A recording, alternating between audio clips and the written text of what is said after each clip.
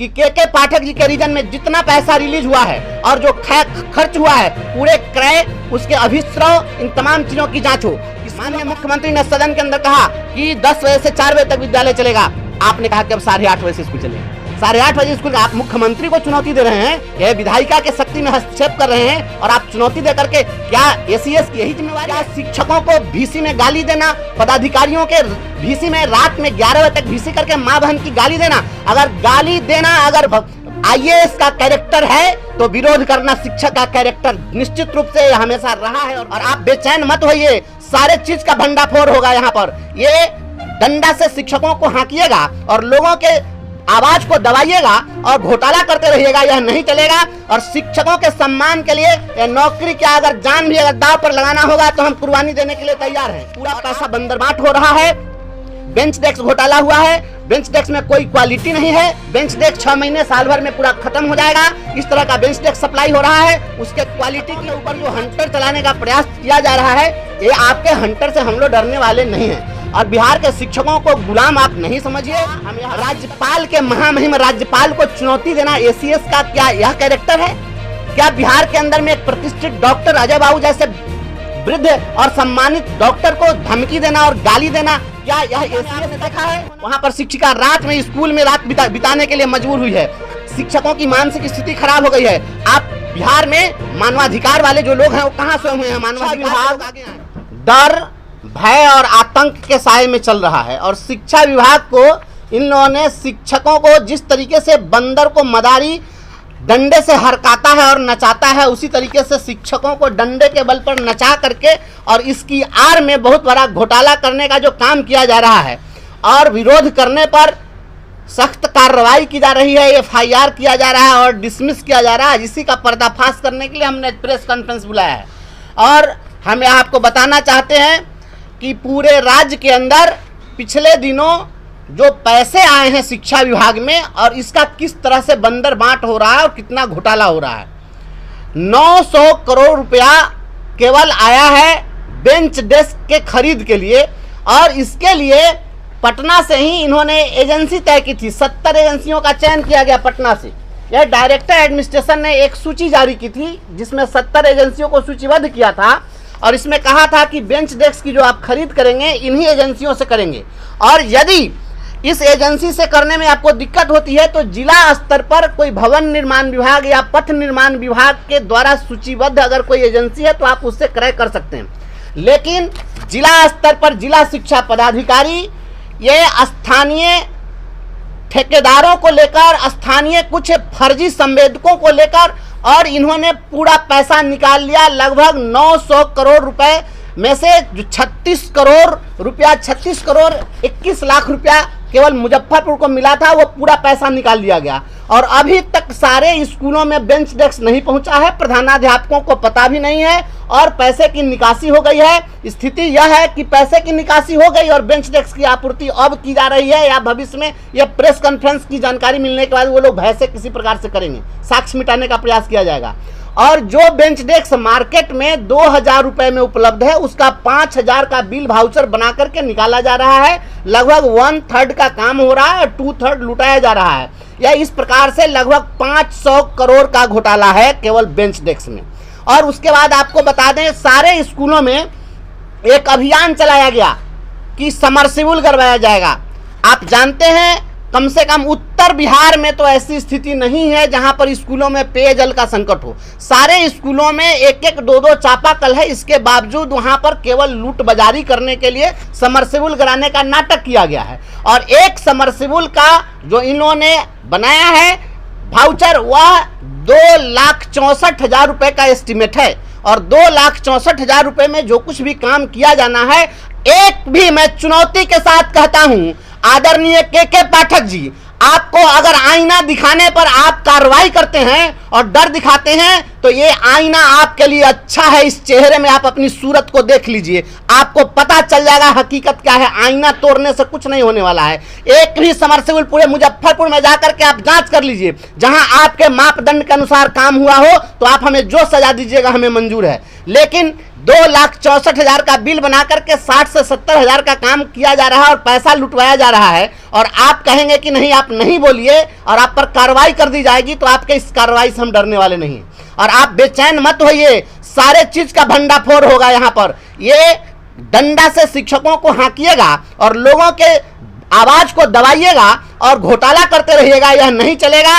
और शिक्षकों के सम्मान के लिए या नौकरी के अगर जान भी अगर दांव पर लगाना होगा तो हम कुर्बानी देने के लिए तैयार हैं। और आपको जो आपकी जो मनोस्थिति है, मैं समझ सकता हूं कि आपकी मनोस्थिति क्या है, और ऐसा होना लाजमी है। जिस तरीके से आप स्कूलों में आप अभी बताइए, ऐसा हो सकता है 28 तारीख को एक चिट्ठी जारी होती है जिला शिक्षा पदाधिकारी के द्वारा, और इसमें कहा जा रहा है कि प्रत्येक पंचायत में जो VC नोड स्थापित किए गए हैं, उस VC नोड पर जो VC की व्यवस्था के लिए कुछ उपकरण की खरीदारी करनी है, उसके लिए 44,000 रुपये खर्च करना है। और चेतावनी दी जाती है कि अगर आप 29 तारीख तक नहीं करते हैं तो कार्रवाई होगी। 28 तारीख को आप शाम में पत्र जारी करिए, 29 तारीख को एक दिन में खाता भी खुलवा दीजिए, क्रय के लिए बैठक भी हो जाए, एजेंसी भी तय हो जाए, सारी खरीदारी भी हो जाए, पूरा पैसा निकल गया।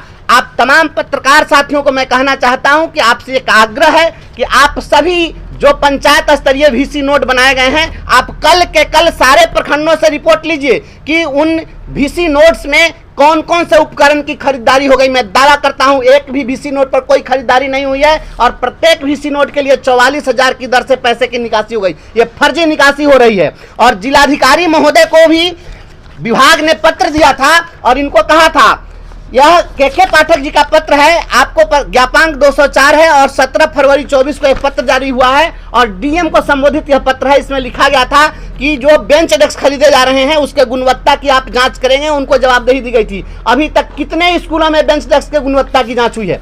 मैं दावे के साथ कह सकता हूं विभाग का जो गाइडलाइन था उसको फॉलो नहीं किया गया है, पूरा पैसा बंदरबाट हो रहा है, बेंच डेस्क घोटाला हुआ है, बेंच डेस्क में कोई क्वालिटी नहीं है, बेंच डेस्क 6 महीने साल भर में पूरा खत्म हो जाएगा, इस तरह का बेंच डेस्क सप्लाई हो रहा है, उसके क्वालिटी की पूरी जांच हो।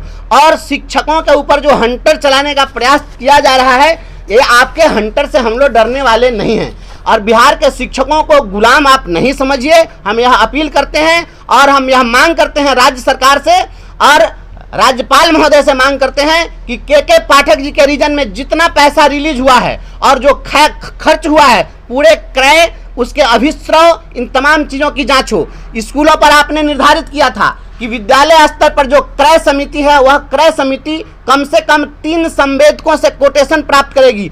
आप कोटेशन पता कर लीजिए, जो संवेदक वहां सामान सप्लाई किया है, कंप्यूटर से फर्जी एक कोटेशन दे दिया है और उसी कोटेशन के आधार पर यहां से खरीदारी हुई है। कोई विद्यालय स्तर पर क्रय समिति ने कुछ नहीं किया है। हेडमास्टर का या तो फर्जी दस्तखत किया गया है या दबाव दे करके दस्तखत कराया गया है और पैसे की निकासी हुई है। और आदरणीय के पाठक जी, आपने मधुबनी के DO को सस्पेंड कर दिया, आपने गया के DPO को सस्पेंड कर दिया। क्यों किया? क्योंकि उसने पूरा पैसा खर्च नहीं किया, वह ईमानदारी दिखाया। पॉसिबल नहीं है कि आप एक सप्ताह में कहिए कि लाखों बेंच डेस्क की आपूर्ति हो जाए। यह मंत्र से बेंच डेस्क की आपूर्ति संभव नहीं है। आप जिस तरीके से अच्छे पदाधिकारियों पर कार्रवाई कर रहे हैं और लुटेरों को लूट की पूरी छूट दे रहे हैं, तो ये इसकी जांच होनी चाहिए। और रही बात हमारे निलंबन और बर्खास्तगी की, तो निलंबन और बर्खास्तगी के लिए जो आप कह रहे हैं कि यह शिक्षक का आचरण नहीं है, तो क्या राज्यपाल के महामहिम राज्यपाल को चुनौती देना ACS का क्या यह कैरेक्टर है? क्या बिहार के अंदर में एक प्रतिष्ठित डॉक्टर अजय बाबू जैसे वृद्ध और सम्मानित डॉक्टर को धमकी देना और गाली देना, क्या यह ACS का कृत्य होना चाहिए? क्या शिक्षकों को VC में गाली देना, पदाधिकारियों के VC में रात में 11 बजे तक VC करके माँ बहन की गाली देना, अगर गाली देना अगर IAS का कैरेक्टर है तो विरोध करना शिक्षक का कैरेक्टर निश्चित रूप से हमेशा रहा है और रहेगा। और गाली देने वाले को हम गालीबाज कहेंगे, भ्रष्टाचार करने वाले को भ्रष्टाचारी कहेंगे, डंके की चोट पर कहेंगे। और यह जो लड़ाई है शिक्षा और शिक्षकों को बचाने की लड़ाई है, इस लड़ाई को हम लड़ते रहेंगे। आपने जो प्री-फाइव स्ट्रक्चर बनाया है, बिहार की जनता जानना चाहती है, आपने प्री-फाइव स्ट्रक्चर किसके सलाह पर आपने बनाया? टीन के चदरा के गोडाउन में आप गरीबों के बच्चों को पढ़ाना चाहते हैं? आप आकर के उसमें 4 घंटा इस गर्मी के दिन में केवल रहकर दिखा दीजिए, उसके बाद मैं मान लूंगा। टीन का चदरा 1.5 लाख से अधिक का वह नहीं है, आप एस्टिमेट बनवा लीजिए। उस टीन के चदरा के प्रीफैब स्ट्रक्चर को 1 से 1.5 लाख में बनाया जा सकता है। उसकी जो क्वालिटी है आप जांच कर लीजिए, और उस पर 5 लाख रुपया प्रति प्रीफैब स्ट्रक्चर निकासी की जा रही है। यह कौन सा न्याय और कौन सी ईमानदारी है? और माननीय मुख्यमंत्री जी कहते हैं कि यही बहुत बड़े ईमानदार पदाधिकारी हैं। तो यदि यह ईमानदारी है तो हम लोग जो आवाज़ उठा रहे हैं उसकी भी आप जांच करा लीजिए कि ईमानदारी क्या है। पूरे बिहार में आप होली के दिन, दिवाली के दिन, रक्षाबंधन के दिन, नववर्ष के दिन जो विद्यालय खोले जा रहे हैं केवल सुर्खियां बटोरने के लिए आप कर रहे हैं, और सुर्खियों को बटोर करके और आप इन घोटालों पर पर्दा डालना चाहते हैं कि लोगों तक यह बात नहीं पहुंचे। लोगों को यह पता है भी है क्या कि सैकड़ों करोड़ रुपए, हजारों करोड़ रुपए रिलीज हुए और उनका बंदरमाट हो गया। आम जनता के बीच इस बात को हम लाना चाहते हैं, और राज्य के तमाम जनप्रतिनिधियों से, माननीय विधायकों से, सांसदों से, सभी से हम अपील करते हैं कि आप लोग इस मुद्दे को उठाइए। यह चारा घोटाला से बड़ा घोटाला इस विभाग में हुआ है, और सारे जिलाधिकारी थोड़ी सुचिता दिखाइए। अगर शिक्षक बोल रहा है तो यूं ही नहीं बोल रहा है, और अगर वह बोल रहा है तो उसकी बात को सुनी जानी चाहिए। ऐसा नहीं है कि हम राजनीति करने के लिए बोल रहे हैं। हम चाहते हैं कि अगर आप ईमानदार हैं तो ईमानदारी की टेस्टिंग हो जाए। और बिहार में आप जिस तरीके से गरीबों के बच्चों को, 23 लाख गरीब के बच्चों का आपने नाम काटा, आपने कभी सोचा कि 23 लाख जो बच्चे 3 दिन तक विद्यालय नहीं गए उनका क्या कसूर रहा होगा? जिनके सामने भोजन के लाले पड़े हुए हैं, जो आर्थिक तंगी से गुजरने वाला परिवार है, आप उसका उपहास उड़ा रहे हैं और गरीबों का मजाक बना रहे हैं। उनके गरीबी के ऊपर में आप डंडा चलाएंगे। इन गरीबों के बच्चों को, 23 लाख बच्चों का आपने नाम काटा, आपको इसका क्या अधिकार था? आप कहेंगे कि हम नहीं बोले, हम बोलेंगे। हम गरीबों के पक्ष में खड़े हैं, अपने बच्चों के पक्ष में खड़े हैं। रोटी के सवाल पर जो जूझ रहे हैं उनको आप किताबी ज्ञान दे करके और उनके विद्यालय में 100% उपस्थिति सुनिश्चित कराने की जो आप बात कर रहे हैं, यह बेईमानी है। आपको व्यवहारिक ज्ञान नहीं है। व्यवहारिक बात को आप समझिए। और आपने संघ संगठनों पर प्रतिबंध लगा दिया। बबीता चौरसिया के मामले में हाईकोर्ट ने क्या टिप्पणी की? हाईकोर्ट ने कहा कि शिक्षा विभाग के अधिकारी जो हैं वो मानसिक दिवालिया हैं। उसने कहा है कि ये जो पदाधिकारी हैं ये सनकी भरा आदेश जारी किया। आप पढ़ लीजिए उसमें क्या लिखा हुआ है। आप ये सनकी पाना से विभाग नहीं चलेगा, और ये सनक से नहीं चलेगा। शिक्षकों की मानसिक हालत क्या हो गई है? पहले विद्यालय में जो शिक्षक होते थे, शिक्षक का ध्यान अपने क्लास में बच्चों पर होता था और ब्लैक बोर्ड पर होता था।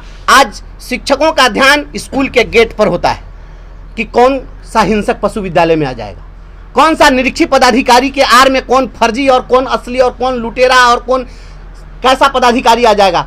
जो ध्यान ब्लैक बोर्ड पर होना चाहिए स्कूलों के गेट पर चला गया है। सारे शिक्षक दहशत में हैं। लिपिक को आप 9-9 बजे 10-10 बजे तक काम करा रहे हैं।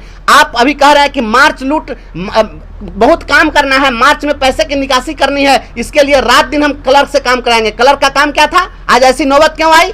क्लर्क का काम था ऑफिस का काम निपटाना, आपने उसको स्कूलों के निरीक्षण में लगा दिया। स्कूल के निरीक्षण में जब क्लर्क जाएगा तो आप उसे रात में काम कराइएगा? उसको, उसकी ड्यूटी यही थी। आप इस तरीके से नहीं करिए।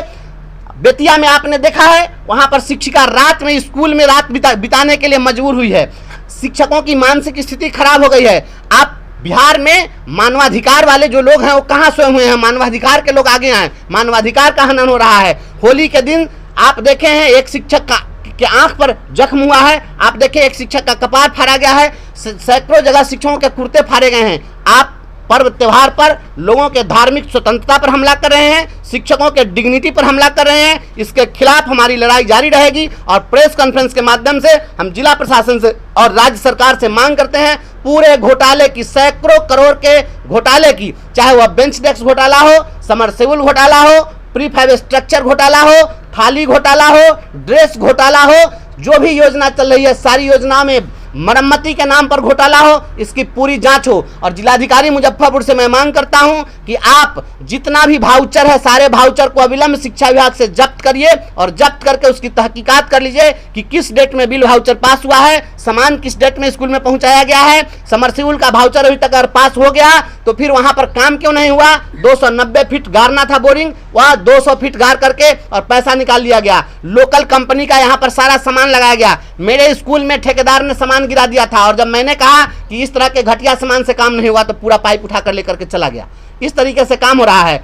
जांच करा लीजिए, पूरा घोटाला है। इस घोटाला के खिलाफ हमारी लड़ाई है, हम लड़ते रहेंगे इसके लिए। और शिक्षकों के आपने मुख्यमंत्री को चुनौती दिया। माननीय मुख्यमंत्री ने सदन के अंदर कहा कि 10 बजे से 4 बजे तक विद्यालय चलेगा। आपने कहा कि अब 8:30 बजे से स्कूल चलेगा। 8:30 बजे स्कूल का आप मुख्यमंत्री को चुनौती दे रहे हैं, यह विधायिका के शक्ति में हस्तक्षेप कर रहे हैं। और आप चुनौती दे करके, क्या एसीएस की यही जिम्मेवारी है? एक एसीएस अगर मुख्यमंत्री को चुनौती दे, गवर्नर के कार्यों में हस्तक्षेप करे, शिक्षक क्यों नहीं हस्तक्षेप करेगा? आपके घोटाला में हस्तक्षेप करेंगे, सशक्त हस्तक्षेप करेंगे, और जरूरत पड़ेगी तो हम इस मामले को हाई कोर्ट से लेकर सुप्रीम कोर्ट तक लेकर के जाएंगे, लड़ेंगे। शिक्षा और शिक्षकों को बचाने की मुहिम जारी रहेगी। फिलहाल जो मामले की जांच